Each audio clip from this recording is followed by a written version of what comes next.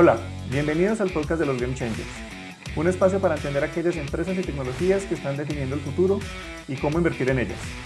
Somos Guillermo Valencia, cofundador de Scale, y quien les habla, Julián Cardona, director de Relación con Clientes.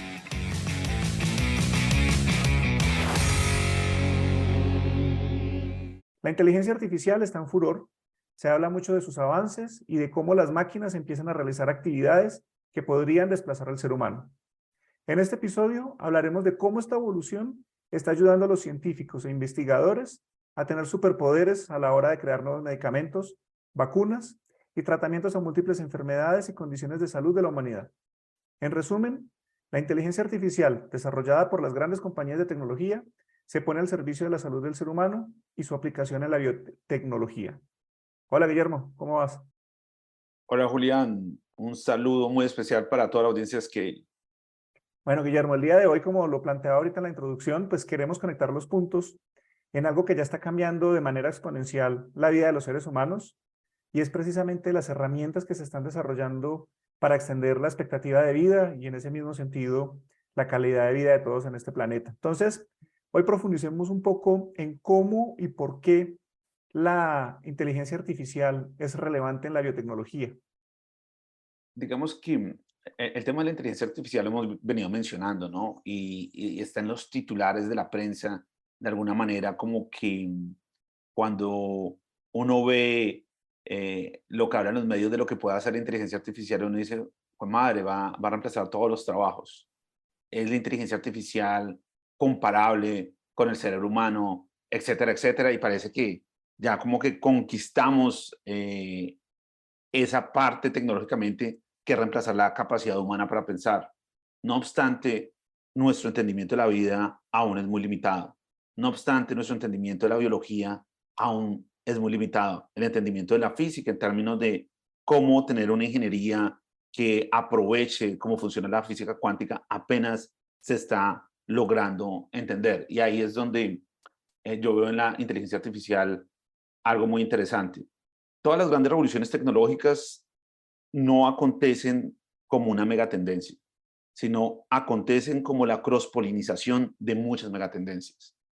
AI es una, pero hay otras. ¿Sí? Por ejemplo, el hecho de que hayan descubierto el CRISP, el hecho de que se pueda, como por decirlo de alguna manera, inyectar un virus o inyectar una proteína, lo que hizo Moderna con la vacuna del coronavirus, son varios cimientos de cambio tecnológico que fusionado pueden crear una nueva era tecnológica. Y yo creo que eso está ahí. Entonces, no es una coincidencia que en el 2020 se tenga la infraestructura para poder hacer una vacuna como la que se hizo contra el coronavirus, pero al mismo tiempo también que DeepMind en Google haya descubierto los fundamentos de los aminoácidos y que de alguna manera se pudieran predecir esas estructuras. Entonces, eso tiene una sinergia muy fuerte. Para definir otra vez la palabra que usé antes, cross-polinización. Cross-polinización es equivalente a la convergencia de muchas tecnologías. Entonces, eso pasó con el carro.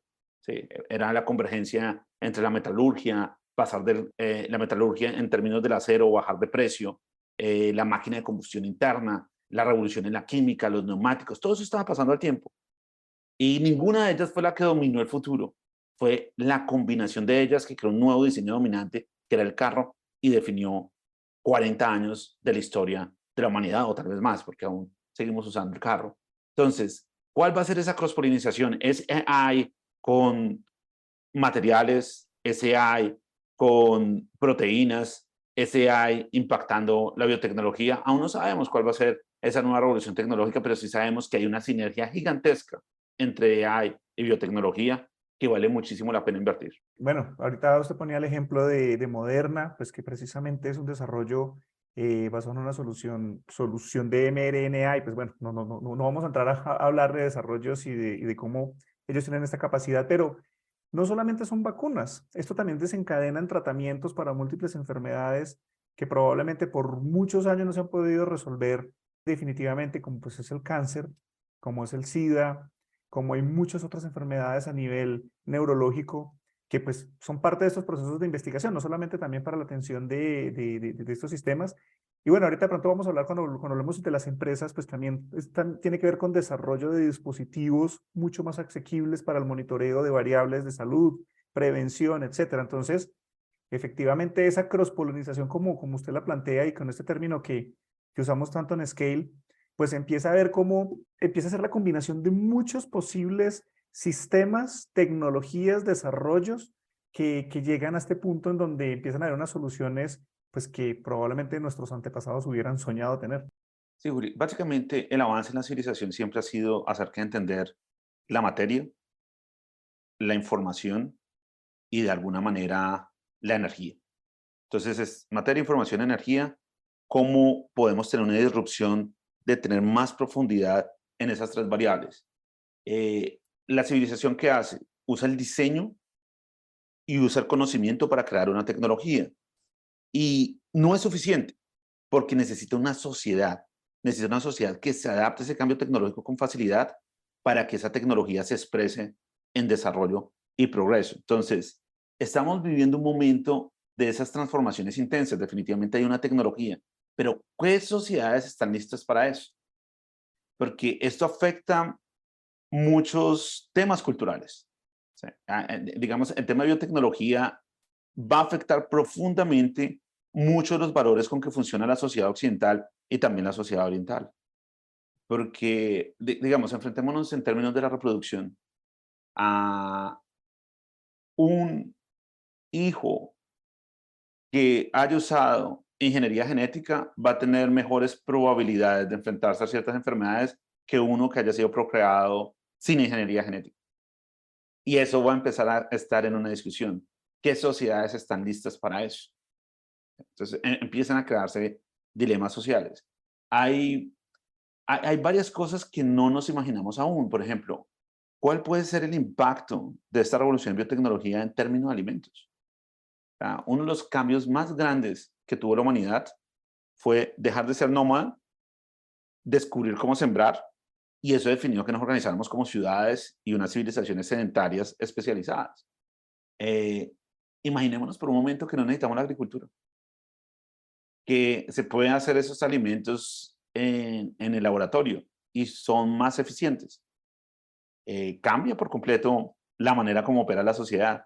Entonces, ese es el tipo como de circunstancia en que nos enfrentamos. De alguna manera, la tecnología es como el potencial hacia el cual puede llegar una civilización, pero la estructura social es la que va a definir si es capaz de llegar o no. Entonces, la tecnología, de alguna manera, como que empuja el cambio social también. Y definitivamente en la biotecnología va a existir un dilema social muy grande también. ¿Quién en el mundo va a tener acceso a esos tratamientos y quién no? Los países desarrollados van a tener más fácil acceso a eso y los emergentes no. Entonces son divisiones que pueden aumentar la polarización y la desigualdad que existe en el mundo, pero es un cambio tecnológico que está pasando.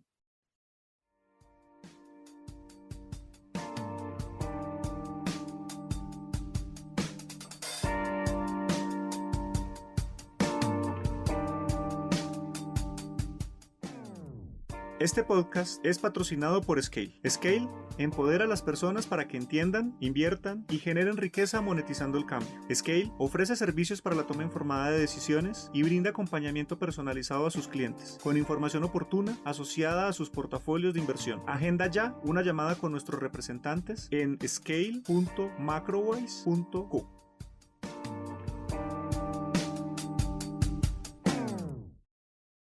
Sí, súper fuerte, porque pues igual lo vemos naturalmente con el acceso al Internet, la diferencia que hay en un país o en una sociedad o en un grupo social que tiene acceso a Internet a los que no, toda la capacidad de generación de contenido, de creación, de innovación que tienen y no, y pues bueno, con esto también que se está planteando, pues sí, genera dilemas sociales y éticos con todo esto que se puede venir, Guillermo, y esto quisiera conectarlo porque pues precisamente son muchas de las empresas que hoy en día están en el Internet y las que son los grandes desarrolladores de tecnología digital, los que se están volviendo grandes protagonistas en estos procesos de investigación y desarrollo en biotecnología. Cuando uno mira y busca papers o busca información acerca de desarrollos, pues aparece una farmacéutica al lado de un gigante tecnológico, o inclusive es el mismo gigante tecnológico ya ofreciendo descubrimientos. Ahorita de pronto hablamos un poquito de los detalles de AlphaFold y de DeepMind que nos gusta tanto con Google, eh, y cómo llegan a cada vez más farmacéuticas y se vuelve, pues que en una gran medida, pues las farmacéuticas casi que los nuevos desarrollos tienen una alta relevancia ahí. ¿Por qué para estas empresas de tecnología se vuelve tan importante empezar a profundizar y a trabajar en estas verticales de farma y biotecnología? Digamos que en nuestra sociedad, el rubro que corresponde a healthcare, o sea, al gasto en temas de salud, es gigantesco. ¿Sí? Los temas de seguridad social, todo el tema de salud en el mundo, uno lo mira países desarrollados y países emergentes y es casi insostenible. Entonces, definitivamente una disrupción ahí cambia el juego por completo. Y una disrupción en que se solucionen enfermedades que pues nunca nos imaginamos que se iban a solucionar. Una de ellas es el cáncer, ¿sí? Otra es la diabetes, que son enfermedades crónicas, son enfermedades que consumen muchísimos recursos y pues obviamente tienen un impacto humano gigantesco, ¿no? Entonces ahí puede haber muchísimas oportunidades. Entonces para estas empresas la sinergia entre la industria farmacéutica y la tecnología de la información está siendo una oportunidad muy grande porque no existía, ¿no? O sea, digamos, eh, la industria de la información hizo disrupciones en el transporte. Vemos Uber, hizo disrupciones en real estate, vemos Airbnb, pero en la parte de healthcare, muy limitado, ¿sí? Porque no iba a la raíz. Ahora, el otro lado de la moneda es que al empezar a entender cómo funcionan las proteínas, los ingenieros encuentran una cosa, dicen, pucha, esas son las nanomáquinas de la vida. Y la ingeniería de la vida es muy diferente a la ingeniería del siglo XX. La ingeniería de la vida no obedece las leyes de la optimización. Las herramientas no solo tienen un propósito, tienen muchos propósitos. La biología, la ingeniería de la biología es diferente. Y hay equipos en el MIT que están, de diseñadores e ingenieros que están tratando de aprender cómo funciona esa ingeniería. Entonces, para insistir en el tema de cuando uno se enfrenta a un cambio radical, hay varias creencias fundamentales en nuestro sistema científico que van a empezar a cambiar. Uno, la manera como hacemos energía. Dos, el conflicto ético que va a generar la biotecnología. Tres, hay un tema de seguridad e identidad, porque listo, cada una de estas empresas, uno ve el caso de Apple, tiene mucho interés en sensores, ¿no? Tiene mucho interés en la data, en la biodata, por decirlo de alguna manera. Conectar eso con la pieza fundamental de conexión del ser humano desde el punto de vista de Apple, que va a ser el iPhone. Todo conectado con nuestra data biológica. ¿De quién es esa data? Ese footprint digital no debería ser mío. ¿Quién va a proteger esa data? ¿Tienen los gobiernos acceso a esa data? ¿Tiene un grupo con un interés acceso a esa data? Es súper sensible, porque lo único que define nuestra identidad es nuestro genoma. No es la huella dactilar, es el genoma. Y es esa información pública, es esa información la puede acceder un tercero. Entonces empiezan a existir una cantidad de dilemas. E, irónicamente, la solución ya existe, pero no está aplicada en esa área. Digamos, toda esta tecnología blockchain puede tener mucho sentido ahí. Pero si uno mira, no había una aplicación real de blockchain, excepto un sistema transaccional que fue Bitcoin, pero no había una aplicación real en términos de identidad. Aquí puede haber una aplicación real en términos de identidad. Entonces, ¿por qué estoy hablando de eso? Porque la idea de este ejercicio es buscar dónde se puede cross-polinizar diferentes tecnologías, ¿sí? Y dónde se puede crear un nuevo diseño dominante en términos de procesamiento de la información, en términos de transporte, en términos de energía y en términos de alimentos. Sí, y ahorita de pronto para meternos a hablar de nombres de compañías que empiezan a hacer unos desarrollos muy fuertes, y ahorita les comentaba que precisamente las empresas grandes de Internet lo están haciendo, pues es que al final todos estos sistemas pues alimentan cualquier cantidad de datos que pues terminan siendo para lo que fue creado todos estos sistemas de nube, todos estos sistemas de inteligencia artificial, de análisis de información no estructurada y pues lo interesante es cómo ya empiezan a descubrir patrones. Y bueno, ahorita que usted tocaba el tema del análisis de las estructuras de las proteínas, pues Google con DeepMind es capaz de predecir la estructura de 350.000 estructuras de proteínas. O sea, eso es una cosa muy, muy fuerte que pues claramente el ser humano no lo podía hacer. Y Guille, ¿qué empresas tenemos mapeadas de las grandes Big Tech que están ahí trabajando de alguna manera y en qué tipo de verticales están empezando a aportar? Es irónico porque muchas de ellas son los sospechosos de siempre, ¿no? Que son los FANGs. Muchas de ellas son Facebook, Amazon, Google, Apple, y muchas de ellas son tildadas de burbuja. Pero son ellas las que están mejor posicionadas para tomar las ventajas competitivas en biotech y en energía. Eh, También en sensores, porque tienen la tecnología para entender mejor la materia y también tienen el capital para eso. Entonces, ellos son los sospechosos de siempre y están súper bien posicionados. El otro grupo es, para tener toda esa cantidad de procesamiento, para poder tener disponibles estas aplicaciones que se están generando, pues se necesitan microprocesadores. Y al final, como siempre insistimos, todos los caminos conducen a los semiconductores. Entonces, son los sospechosos de siempre, pero yo creo que la oportunidad más fuerte está en términos de los semiconductores. Y puede haber un segundo grupo que estén haciendo que es cómo combinar ese expertise de los semiconductores eh, con los sensores, porque si hay algo que va a faltar en esa intersección entre la biología y el mundo de los bits, entre el mundo de las proteínas y el mundo de los bits, son transductores de esos dos mundos. Son cómo convierto esa información hormonal en bits y al revés. Entonces, ahí puede haber también una oportunidad de desarrollo importante y hay desarrollos en esa dirección. Entonces, eh, hay ideas bien interesantes en torno a esos desarrollos. Guille, ahí me parece muy interesante y quisiera como recalcar algo que usted acaba de plantear ahí, porque al final las empresas que hoy en día de las que tanto se especula en la bolsa, de las que todo el tiempo se está generando información de que si el precio de su acción va a subir o su precio de su acción va a bajar, pues son estas empresas que de todas maneras con su infraestructura, con su capitalización, con lo que tienen, siguen desarrollando avances tecnológicos y siguen cada vez llevando la tecnología y cross-polinizando en otras áreas de industria, ya no solamente el software per se para aplicaciones de productividad, sino para tanto temas logísticos, temas de análisis de vacunas, análisis de pacientes, manufactura, que es tan importante, distribución, comercialización. Pues bueno, empresas como usted lo decía ahorita, Google, Microsoft, Facebook, Apple, Facebook y Amazon, pues pueden ser relevantes ahí. Entonces, Guillermo, ya quisiera entonces empezar a aterrizar un poco esto a cómo toda esta innovación, pues al final se puede llevar a otras áreas de la vida, porque hemos hablado mucho de farma, hemos hablado mucho de medicamentos, de vacunas, pero también usted ahorita tocó un poquito el tema de los alimentos y no hablamos mucho de materiales. ¿Usted cómo ve que todo este desarrollo de análisis, de uso de tecnología, de inteligencia artificial, llevado al análisis de átomos en biología, ¿cómo lo ve usted en otras áreas, por ejemplo, como la generación de energía, la descontaminación de la atmósfera y bueno, tantas cosas que necesitamos de innovación a nivel de materiales? Hay algo que se llama el DARPA, y el DARPA es la intersección entre el gobierno y las compañías privadas en busca de investigación de punta.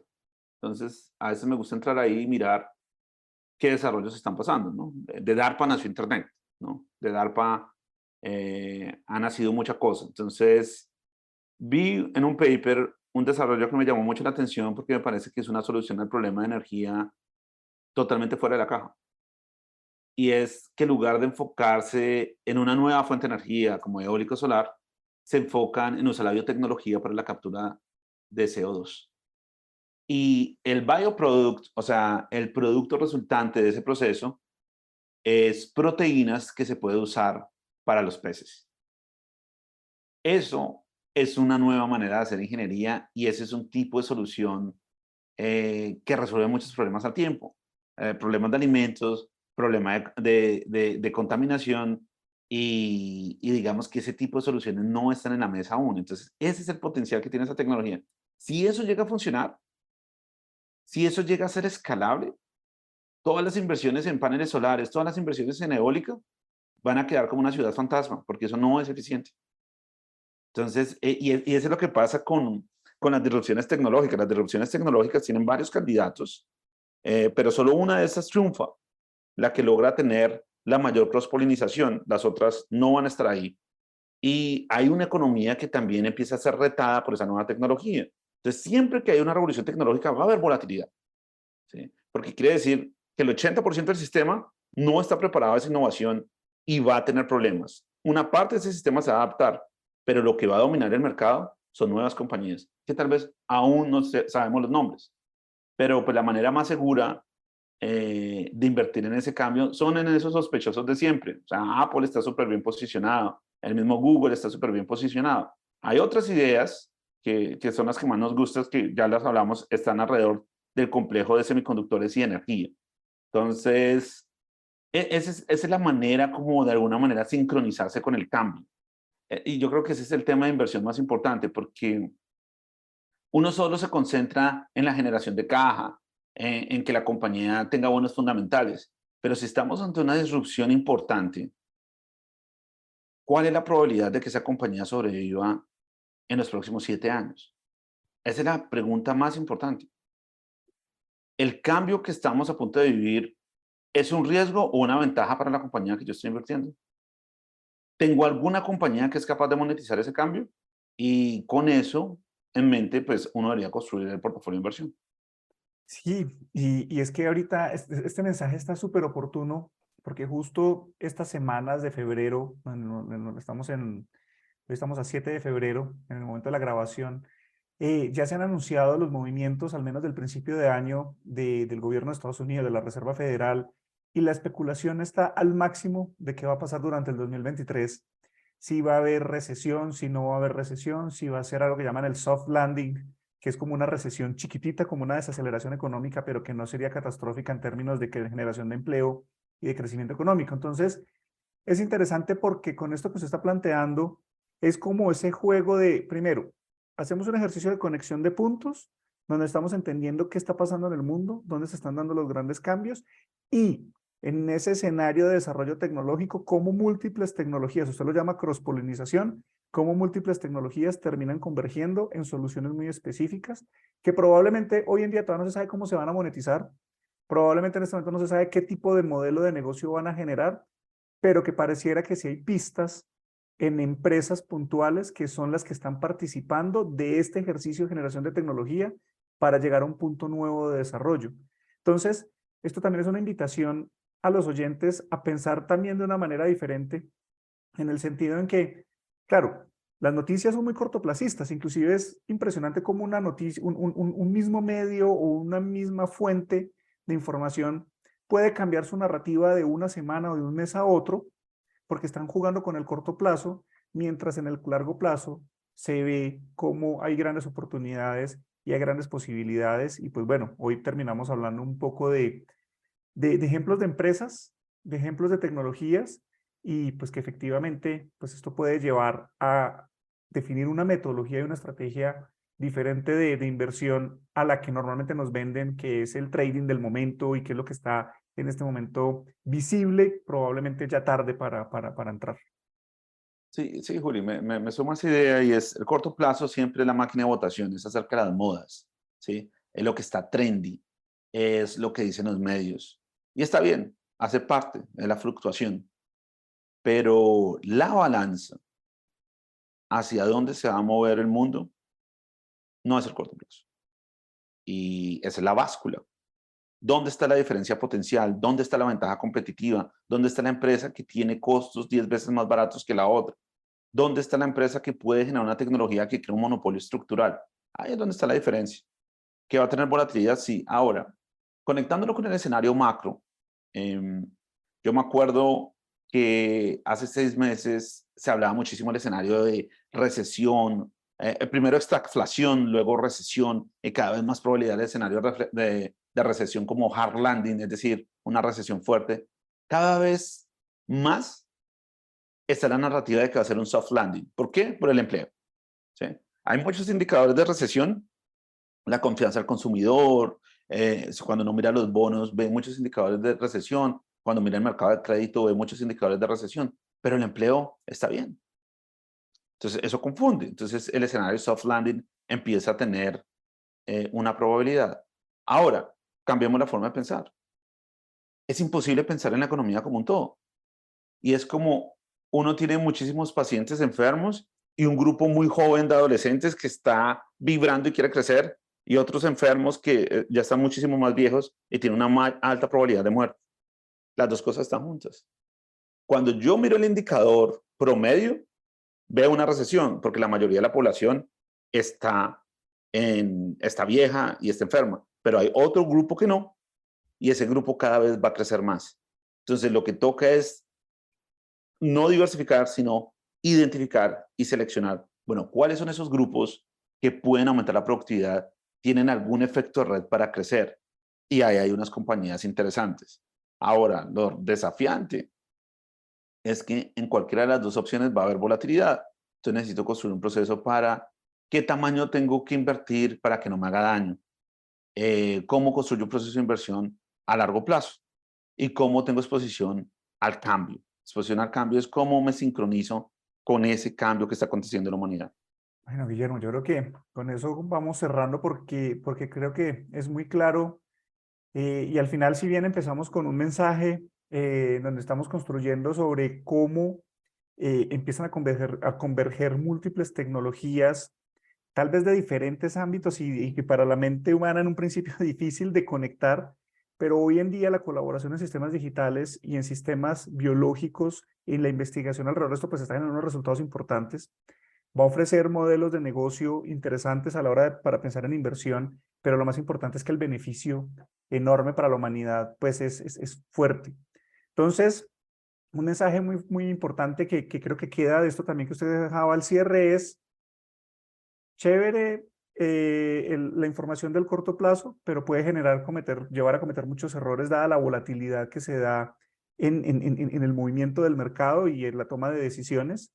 Pero pues queda claro nuestro mensaje en Scale que en el largo plazo hay muchas posibilidades, hay mucha esperanza en el sentido que nos están mostrando las empresas que están entendiendo el cambio, que están generando las herramientas, que están generando todos los sistemas y modelos para dar beneficios a la humanidad en el futuro, que conforme vamos adoptándolos, pues van creciendo de valor. Y para un inversionista, que pues este podcast más que divulgación científica es un podcast de inversiones y de ver cómo se está transformando el mundo para invertir en el cambio, pues precisamente encontramos una posibilidad en esta convergencia de dos tecnologías tan grandes como lo son la biotecnología, las ciencias de la vida, con la inteligencia artificial y los sistemas digitales. Entonces, no sé, Guillermo, si tenga algún mensaje ya de cierre y con esto despedimos el programa. Sí, tengo un mensaje de cierre y es, yo creo que la lógica de inversión más importante en este instante es, la mejor manera de administrar riesgo en este instante está en invertir en lo que soluciona problemas. ¿Sí? Invertir en ese grupo de personas, de recursos y capital que está resolviendo problemas y no en lo que lo está creando. ¿Sí? Entonces, digamos que los problemas, hay varios problemas que se están creando en el entorno geopolítico, hay varios problemas que están creando compañías que no son capaces de adaptar al cambio, mientras que hay otros grupos de compañías que son capaces de aumentar la productividad. Entonces, yo creo que sí hay un mensaje muy fuerte en seleccionar sobre diversificar. Ok, pues yo creo que es algo que está muy claro y es pues, fundamental para todos estos procesos de inversión. Con esto despedimos este episodio del podcast. Gracias a todos por participar y escuchar un episodio más del podcast de los Game Changers. Los invitamos a seguirnos en nuestra cuenta en LinkedIn, @ScaleInvest. También van a encontrar en la descripción de este episodio las otras cuentas en donde pueden seguir a Guillermo, donde pueden seguirme a mí y toda la información que nosotros compartimos a diario en nuestras redes sociales y precisamente también nos gusta mucho interactuar con todos a través de estos canales de comunicación y pues que obviamente ojalá podamos interactuar con los comentarios y con todas las publicaciones que cada uno puede hacer. Recuerden que el mayor riesgo es quedarse quieto en la vida y no hacer nada. Hasta el próximo episodio.